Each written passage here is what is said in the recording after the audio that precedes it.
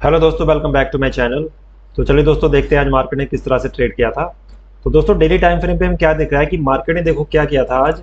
Market ने देखो इसी लेवल के आसपास आया था। देखो ये जो इसका सपोर्ट एरिया बना है, यहीं पर मार्केट आया था। और मार्केट ने आज क्या किया, क्लोजिंग कैसी कर दी है, एक ग्रीन टाइप की क्लोजिंग करी है। और जो ये वाली कैंडल थी इसी के अंदर में क्लोजिंग कर दी है। मतलब ये नीचे तो ओपन हुआ था, लेकिन इसने क्लोजिंग ऊपर कर दिया। और अभी देखोगे तो मार्केट कल क्या था, अगर मैं इस कैंडल को निकाल दूं तो कल अगर देखोगे तो ये पूरी तरह से क्या हो गया था, नेगेटिव हो गया था। तो अगर ये नेगेटिविटी को कंटिन्यू करता तो इसको नीचे आ जाना चाहिए था, है ना। मतलब यहाँ पर कहीं क्लोज करता, लेकिन इसने क्लोजिंग कहाँ कर दी, ऊपर की तरफ क्लोजिंग कर दी। तो हो सकता है कि मार्केट क्या करे, धीरे धीरे यहाँ से हो सकता है कल भी क्या करे, यहीं पर कोई ये ऐसे कोई कैंडल बना दे, इन साइड से कोई कैंडल, मतलब वोलेटाइल वाली कोई कैंडल बना दे।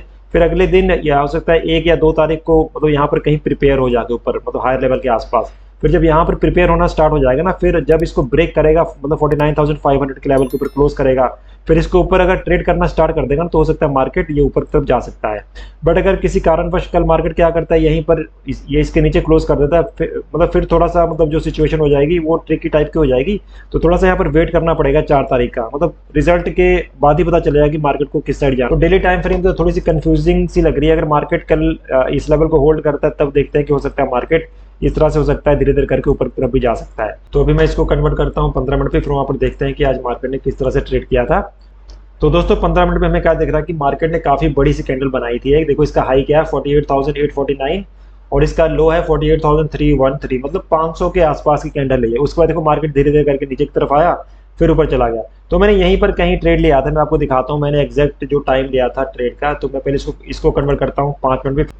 तो पहले तो ये बड़ी सी कैंडल बनी थी, उसके बाद क्या हुआ था, जब ये कैंडल बनी थी ना यहाँ पर, ये शूटिंग स्टार टाइप की कैंडल बनी थी, फिर मार्केट जब इसके नीचे ट्रेड कर रहा था यहाँ पर, तो मैंने कहीं यहाँ पर ट्रेड लिया था, ठीक है। और यहाँ पर ट्रेड मैंने लिया, फिर मतलब यहाँ पर मैंने ट्रेड लिया था 750 के आसपास, ठीक है। फिर जब मार्केट 650 के आसपास भी आई थी, लेकिन मतलब मार्केट 100 पॉइंट मूव कर चुकी, लेकिन अभी भी ऑप्शन जो है 20 पॉइंट या फिर 10 पॉइंट के आसपास ही मूव कर रहा था। मैं आपको भी चार्ट दिखाऊंगा उसका। फिर जब इसको मार्केट थोड़ी सी ऊपर गई, फिर मार्केट नीचे की तरफ आ गई। तो मेरा टारगेट यही था कि मार्केट हो सकता है 500 के आसपास तक आ सकता है। लेकिन आज क्या था ना कि ऑप्शन के प्रीमियम बहुत हाई थे, मतलब जो 48,500 का जो मैंने लिया था पी, उसकी वैल्यू चल रही थी 800 के आसपास, जो उसकी मतलब प्रीमियम था 800 के आसपास था।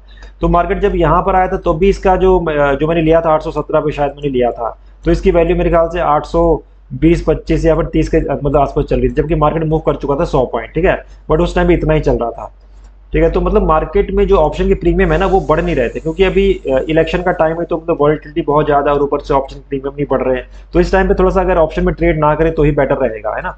तो अभी मैं इसको पहले आपको दिखाता हूँ कि मैंने ट्रेड कहाँ पर लिया था। तो मैं इसको पहले आपको लेके चलता हूँ अपने ऑर्डर बुक में। तो ये मेरा ऑर्डर बुक है, और जो मैंने पहला ट्रेड इनिशिएट किया था दोस्तों, वो किया था मैंने 1 मिनट, ये मैंने किया था 9:59 पे मैंने किया था इसको। तो मैं आपको दिखाता हूँ 9:59 ये वाली कैंडल है, इसी कैंडल मैंने इसको ट्रेड को ये इनिशिएट कर दिया था, ठीक है। इस पे मैंने इनिशिएट किया था। फिर जब मार्केट यहाँ पर आई थी, तब मैंने यहीं पर कहीं इसको एग्जिट भी कर दिया था। तो आपको दिखाता हूँ उसका टाइम कि मैंने किस टाइम पे इसको एग्जिट किया था। तो जो मैंने इसको एग्जिट किया था दोस्तों, वो मैंने किया था 10:10 पे। तो 10:10 की कैंडल कौन सी है, ये वाली कैंडल है। तो मैं इसी पे निकल गया था, क्योंकि ऑप्शन के प्रीमियम बढ़ नहीं रहे थे। तो ऐसे मुझे लग रहा था कि यार इसको क्या होल्ड करके रखूं, जब प्रीमियम बढ़ नहीं रहे तो अगर ऊपर की तरफ जाएगा तो घटेंगे जल्दी, तो इसलिए मैंने इसको निकाल दिया। तो मैं पहले आपको ना इसका ऑप्शन का चार्ट दिखाता हूँ जो मैंने लिया था। तो मैंने कौन सा ऑप्शन लिया था, 48,500 की पी ली थी। तो दोस्तों ये मैंने ऑप्शन का चार्ट लगा लिया। तो अभी आपको क्या दिख रहा है, मैंने देखो यहाँ पर लिया था कहीं ट्रेड, और मैंने मतलब लिया था 750 के आसपास, और यहाँ पर था 650 के आसपास। तो मतलब 100 पॉइंट की मूवमेंट हो गई थी। तो इसमें देखोगे तो मैंने यहाँ पर कहीं लिया था, इस कैंडल पे लिया था ना मैंने, 1 मिनट, हाँ इस पे मैंने लिया था 9:55 के आसपास। यहाँ मैंने लिया था 817 के आसपास, यहाँ पर मैंने लिया था कहीं 817 पे, ठीक है। और मार्केट कहाँ तक गई थी, 851, मतलब ऐसे ही 800, इसका हाई देखो कितना है, 856 है, ठीक है। तो कह सकते हो कि 40 पॉइंट के आसपास कहीं मार्केट गया था। उसके बाद देखो जब मार्केट यहाँ से गिरा है, अब यहाँ पर देखिए आप क्या हो रहा है, मार्केट देखो यहाँ से ऊपर की तरफ गया, लेकिन इसने 800 के लेवल को ब्रेक नहीं किया। इसका हाई देखो क्या है, 788। लेकिन अब यहाँ देखो मैंने जो ट्रेड लिया था, अब देखो इसमें ऑप्शन की प्रीमियम घट जल्दी रहे, देखो कहाँ तक आ गया, 737 का इसने लो मार दिया। मतलब मेरे मतलब प्राइस से ये तकरीबन 80-90 पॉइंट नीचे की तरफ आ चुका है। जबकि ये अगर आप देखोगे इसका चार्ट, तो इसमें देखो इसने ये मेरे लेवल को जो मेरा एसएल था 48,800, उसको इसने ब्रेक नहीं किया, बट इसने क्या कर दिया,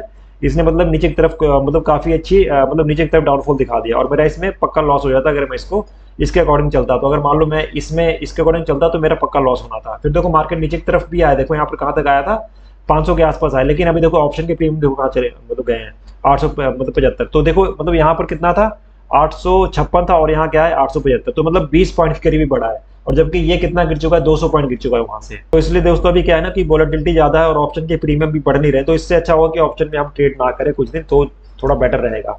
तो अगर हम थोड़ी सी कल की एनालिसिस करें तो आपको इसमें क्या दिख रहा है, तो अगर आप देखोगे तो मार्केट ने पूरे दिन क्या किया ना, इस रेंज के अंदर इसने ट्रेड किया। देखोगे तो मार्केट ने 48,800 से लेकर 48,500 के बीच में ही ट्रेड किया है। तो मार्केट अगर इसी के बीच में कल ओपन होता है तो हो सकता है फिर से वॉलेटाइल हो जाए।